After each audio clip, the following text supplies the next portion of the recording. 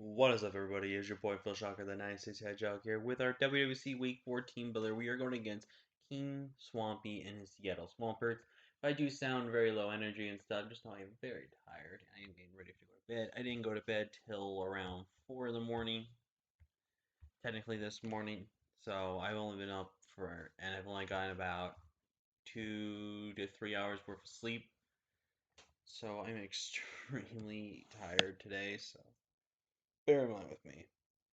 But we are going, like I said, against King Swampy. If you guys are excited, if you like, you haven't already, subscribe if you are new. Join the First Shocker crew today because you'll be feeling with King of the crew. With that being said, let's go ahead and break down this matchup. As of right now, I can officially state that we are the only team in the Delta Division that is undefeated with a 3-0 record. The two other teams that were 2-0 actually lost this week. Some due to some unfortunate hacks, and some due just to, I guess, bad prep or something like that. I don't know. But,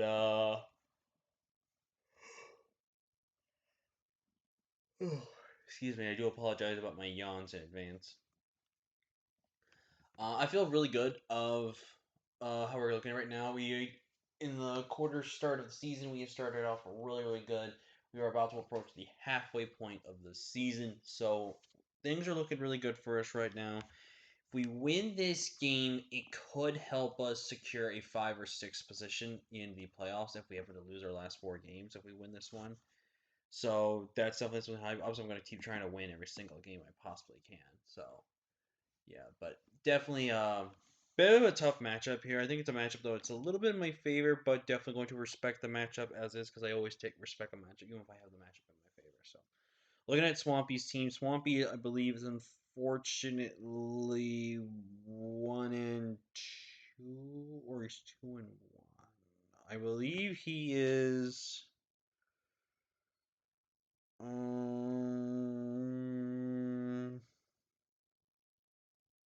I think he's either 1-2. He's 2-1. Um, no, I think he's 1-2. I think he's 1-2 because I think he lost week 1, then he won week 2, and then week 3. I don't want to talk about for him because that's just rough. But he needs to win though. He definitely needs to win to keep his playoff chances really up there. So definitely a good, big important match for him on the side. Sorry, that's us. So looking at his team, he's got Mega Gallade, Milotic, Grimmsnarl, type, yeah, Tornadus T, Garchomp, Entei, Mudsdale, Lickitung, Aegislash, and Rotomo. You know I'm tired when I can't even think straight. So his team is very scary. He did go 10-man route. He definitely went for the more expensive budget with Gallade plus Torn and Garchomp. He definitely went heavily expensive on his budget. So definitely something to note with that. Excuse me. And I think the matchup wise looks pretty good on both sides. I think there's some things that he knows he can easily bring and I can easily counter. Um, definitely been We're gonna definitely be really risking it this matchup with how I'm gonna be building. So I'm definitely playing a bit risky, but I think at the end of the day, I think it's gonna pay off for me if I play my cards right. So, looking at the matchup though, I don't think he's gonna bring Rotom Mo. Rotomo is a decently good answer to things like Dracofish. Is a decent good check to stuff like my Landorus to stop him if it's choice in some fashion. It's also a decent answer to things like Serena. I can beat 1v1 potentially if I don't have the set for it. But overall, looking at the rest of my draft, I don't really think it's coming. I don't think it matches up really that well. Aegislash is a possibility. I can't guarantee it, but it's a possibility it could come just because he's a really good mon. The one problem it has is it's forced to coverage. It has to bring close combat. It absolutely has to bring close combat. The reason why it absolutely has to bring close combat. You look at my draft. I have a normal type that needs to beat instead of trying to rely on stab. He needs close combat because it's a way to hit Genesect a little more harder on the physical side versus Shadow Claw. And close combat's also a good move that can actually hit the Moltres as well for some strong damage as well. So unless he can confidently think about cheating. Confidently think he doesn't need it because honestly, I think he might bring King Shield. I don't expect him to potentially be weakness policy, but he could very well possibly be. So that's going to the note there. I might actually change a bit of my prep because I think there was some prep I was thinking about. In realistic terms, but think I'm fine with the prep I have actually. But Lickitung is a possibility, but I don't know. It would have to be very defensive. I don't know on the physical or special side.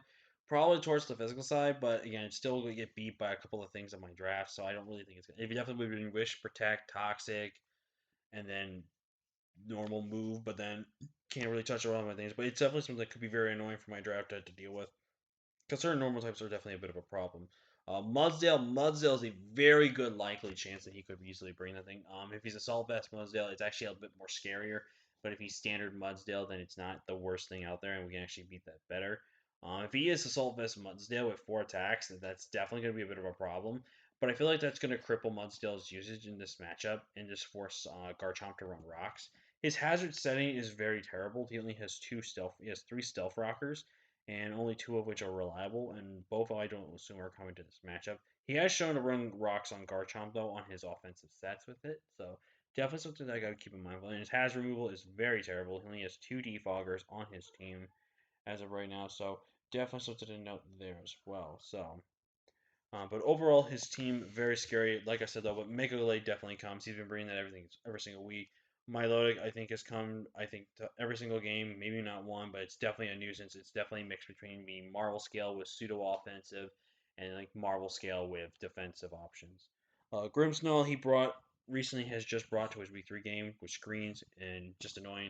I kind of expect the same set he brought against Jetman, if not probably much more reflect and or Thunderwave and probably dual stab. That probably hits my team really, really hard on an offensive standpoint. Or he could just bring, like Fire Punch over one of his stabs, which most likely probably will be his Dark Stabs. His Dark Stabs not really more necessary for my team. Tar- Tornadus is always been nasty plot when he's run it, and I wouldn't be surprised if that's again what he's going to run it as again because it's just a really good reliable set. Even though he's barely landed any hurricanes this entire season with it, he literally lost the game because he missed like 3 or 4 hurricanes in a row, and that was just sad. That was literally a sad moment. Garchomp definitely has been a hit or miss Pokemon for him in terms of just being able to break teams and just do offensive work. He's definitely shown to run berries. He's definitely shown to run SD, Earthquake, and Scale Shot a lot of the time. So definitely would be expecting the SD Stomp. I do think he could run a choice Scarf set this week, but definitely I think if he gets play around the cards right, he can actually put it to work. And I do think Entei comes over Mudsdale. Both Entei and Mudsdale are very, very good mons in this matchup against my team. But if I had to pick between the two, I think what offers him more is Entei. Anti-Rod gives him a really good fire switch into Cinderace if I'm not banded. It gives him a good fairy switch into my Slurpuff. It gives him a really good mon to switch into Genesect reliably. It just gives him just a strong, super good mon that can counter a lot of things on my team. He gives him an extreme speed user, and he has been shown that he can run very creative sets. He's brought Special Entei, he's brought Curse Entei. He's definitely been very unique with Entei, and definitely a very solid player to do that too to make such creative sets with mons like Entei and all that work. So definitely, we're in for a big talented player, and I think we've actually faced King Swampy before in the past. I don't remember where, but I'm pretty sure we faced him at least once or twice. So with that being said, that's his team. Let's break down the team I'm bringing this week. We're kicking it off here with the Sheer Force offensive landers, obviously. Gara. We are running enough speed to outspeed, max speed, timid Rotomo with the Rock Polish. I actually didn't need any speed at all to outspeed his team with a Rock Polish, but I'm making sure I have the speed for outside of Rock Polish. Now you may be asking yourself and be questioning why I would do something like that. If you hear a train in the background, I do apologize. But the reason why I would do that is just because if I don't need a rock polish, I don't want to risk that. But when I know I need the rock polish, I rock polish up and I go from there. Like with my Milotic is something I definitely don't want to click rock polish just because I want to hit that thing super effectively off it. Not super effectively. But 2 AKO the thing with Earth Power. Sludge Wave beats all the counters that this thing's going to have with having Rotom. This also just straight up beats the Brimstone, so like Sludge Wave, and he thinks, okay, he's gonna Sludge Wave again. Probably go into my, my Steel type, my Ground type, Earth Power. actually will KO Grimmsnarl on the following turn, and Earth Power can still relatively, depending on the sets, can 2-way KO things still on his team. So I just overall think Landorus is going to be a super good mon. I think it's definitely going to be one of our main win cons for this matchup. We are running the Rash Nature this week. Really, it seems more physical than his Spadef, but basically, if I get hit by one Hurricane from Tornadus, I believe even unboosted, I'm dying. His team is a little bit more physical, so I didn't want to risk my physical defense this week. And we are running Rash because that's why I get a 12 in my attack, which also just guaranteed knocks out a Tornadus if it's not like super HP invested. Which is definitely going to be a lot more speed invested in special attacks. So he's going to be barely HP invested, which means I basically can kill with the Rogue side. But again, if I get a Rock Flush up, my 3 attacks go in, and I win the game with it. So, really important there. I'm next reading Techno Drive, and I was really going back and forth with this set with Techno Drive. I was really frustrated on what I wanted to do. I wanted to do Rock Polish, I wanted to do this and do that. The one thing I had with this set, I guess we do get Flamethrower. Do I want Flamethrower though?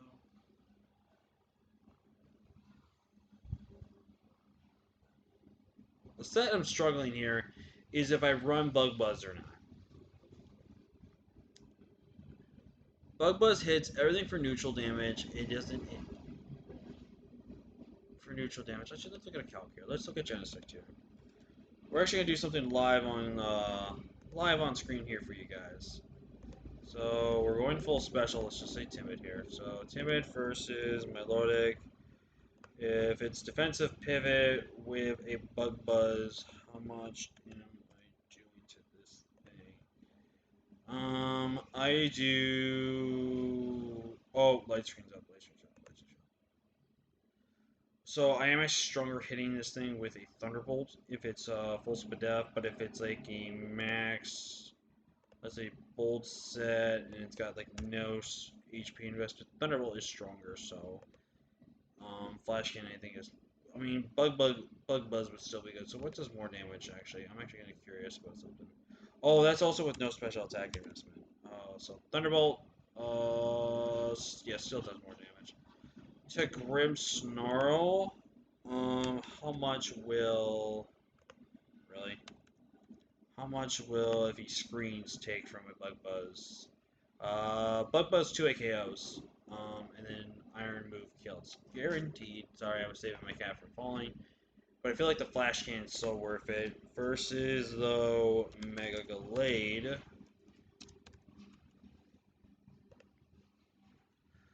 Uh, Flash Cannon actually looks like it hits harder. Flash Cannon looks like it hits harder. But Flash Cannon's actually weaker. Okay, this game really is really me out, man. Why does Flash Cannon do lower than Bug Buzz? I don't understand that. It's really weirding me out right here. Such a weird Pokemon. I don't know why this is doing less than Bug Buzz. Are the same base damage, right? Yeah, 90. Oh, that's 80. I guess there's a difference. I guess we go Bug Buzz. Bug Buzz is just super good, reliably. It goes through subs, which if he wants to rinse sub, that's fine. So yeah, I think we're gonna switch it up here. I think I'm still gonna rock out with this set though, just because I think it's more reliable. Genesec's really just gonna be a help breaker in this matchup. If we can play some cards right, we can actually be able to move around it.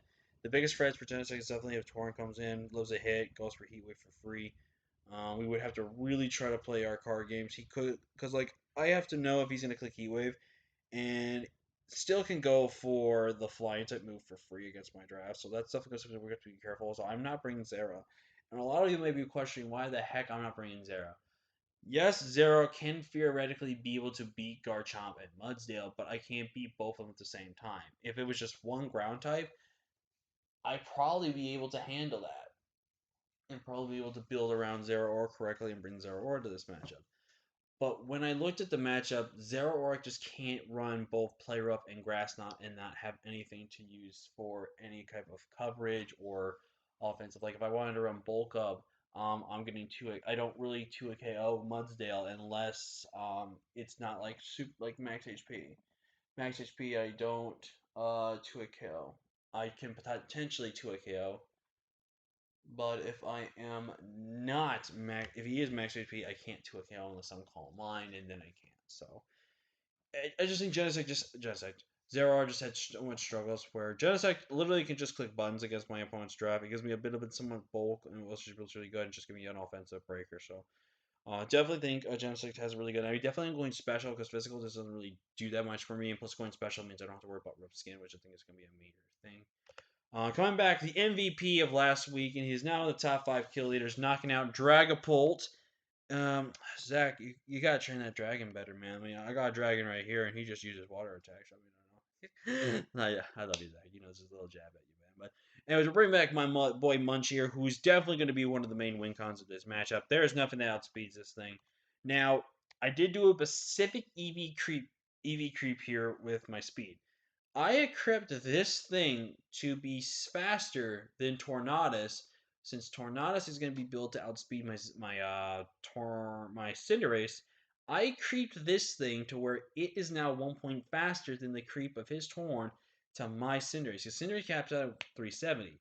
So the main thing he has to do is cap out at 371. This with a scarf will cap out at 360, 373 or 4, whatever, which one it was.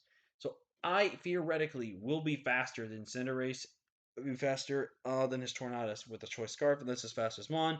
Literally everything on his team. Like again, I don't see Rotom coming. Rotom does not offer him any good vibes for this matchup. I really don't think it's gonna do anything. So his only realistic answer to this thing is going to be Milotic. And if Milotic does not get its Flame Orb off before this thing comes in, and I already weaken it down with a massive Vicious Rune damage, literally I can just sweep his team. Like this is the type of Mon that's going to definitely force him to potentially think about running a Scarfer potentially, which would be the reason why he would potentially have to run Scarf on Chomp for that reason. But again, it's gonna be one of those things he has to be very careful. But Munch literally is here as a breaker as well. Breaker just to really do offensive damage, man. It's gonna be a really great Mon. Up next, we'll bring back Horus this week, and we actually have a pretty cool set that I was thinking of running. Look at his team. His team really hates dark types, and the things that he hates dark types, which being like some of his grass types that can take hits and come in. We have Air Slash, and overall, I just felt like this set was really good. I didn't think I needed Hurricane Turtle this week. Nasty Plot Rest, Air Slash, and Fire Rev with the Chesto Berry, 116 HP, 136 defense, max special attack with the modest nature with 4 and Spadef. I already outspeed his bulk that I really wanted to make sure I outsped, so I'm big chilling right there. If I get a Nasty Plot off and I can go for Air Slash, if I get a flinch, that basically just puts me in a range to just kind of win the game essentially. And I was thinking of running agility, but I think the set offers me a little bit more because for one, if I get a +2 off and I live a hit and my berserk goes off, I go +3. I go for rest. I get my recovery back. I am full health and I'm at +3. And if they knock me down again below half, then I'm at +4 for free. So I think this set really is going to put in a lot of good work. I'm actually really proud of this set. It's definitely a bit of a different set you would probably expect from Moltres, not to be like pseudo defensive with offensive, like a main offensive prowess in this match. But I think it's gonna be a set that's gonna put in the work. It lets me take hits better from the Gallade and the Aegislash and potentially the Garchomp as well. So overall, I think this is gonna be a really fantastic set from our Galarian Moltres. Cinderace is very interesting in this matchup. Cinderace provides me a very offensive breaker again. So our pretty much all 5 of our mons are breakers this game. Like there's nothing that stops them from breaking. So that was the main thing I was kind of looking at that. With Cinderace, I literally just kill everything essentially. Like his only realistic answer to this is going to be Entei, and is going to be the Milotic. Entei, depending if he's got any HP investment or not, it's a roll to potentially to a KO. Bulldoze will never kill me. Stomping Tantrum, I don't think ever kills me. I always live 1. And I could be able to 2 KO that. Milotic, if we get some chip on that damage, and if we can actually predict it and go for a high jump kick, if we get a high jump kick, it's going to do close to about 45%. And obviously Marvel skill. Then we play with some kind of hacks where it's going to be like, do I go into this to go that, this and that. So overall, I definitely think Cinderace, if we can weaken down Milotic to the point where we 2 KO with Pyro Ball or with high jump kick, get our chances to hit that high jump kick and go for the high jump kick, it's gonna get the KO. And then once Milotic's on, Powerball spam is pretty free for this matchup, so that's really good. And then Sunday, which can be potentially a win condition, we are running a really kind of unique set with Sunday. We're actually running Adam at max speed because obviously with Unburden we outspeed everything in his team. We are running no speed outspeed Rotom. The reason why It's defensive at least. The reason why I'm running this set is just because I think it's really good reliably. Belly Drum plus Dream Punch is always just so stupid broken. It's just really broken. We have Player Up, but you also see we have some tech there. We've got Thief. Now, you may ask yourself, like, why am I running Thief on an Unburdened set? Well, first of all, once I Belly Drum and I eat my Citrus Berry, my Unburden pops off. I get my double speed. But with having Thief, I actually will be able to steal the Aegislash's item and keep my Unburden, which is so clutch. Unless for some reason Unburden fucks this up and messes it up, and where I will actually lose my Unburden with the item, then that will suck. But regardless, I think this is a really cool strat. Plus, this gives me a move that can actually hit Aegislash relatively strong. Again, if he's not King Shield and he goes King Shield once, it's only by one stage. It's +5. Because I'm pretty damn positive that even if this Aegislash is like mostly like special attacker, it's in shield form, and we have Slurpuff here with Belly Drum, and it's +6, and it is Adamant Nature. I'm pretty positive Thief just kills. What the heck kind of weird, stupid thing is that? Yeah, Thief in shield form kills. If he is even in max HP, it's a bit of a roll to kill, but it basically still kills. So pretty much, if I can get that my Unburden to pop before his does, and he's not Banded Sneak, which he's never shown Sneak, so if he brings Sneak, that definitely would be a problematic thing. But overall, I think this team came really good. I'm hoping to keep the undefeated streak alive right now. I would like to try to go for the perfect season, but if I don't get it, it's not the end of the world. I was happy to be the one coach that at least goes into the season having a pseudo undefeated record for the first half of the season. So I would feel at least happy with that. But yeah, that's for the team. I think this team is definitely going to be superly hyper offensive this week. Which going against his team, I think is what I really need to do to break his bulk. Like his bulk is just some of his bulk is just really annoying. He has definitely some bulk that I can't really stop, especially if it's behind screens. The Grimmsnarl, we need to 100% prioritize getting rid of that potentially as soon as possible, just because that's going to be one of the more annoying mons.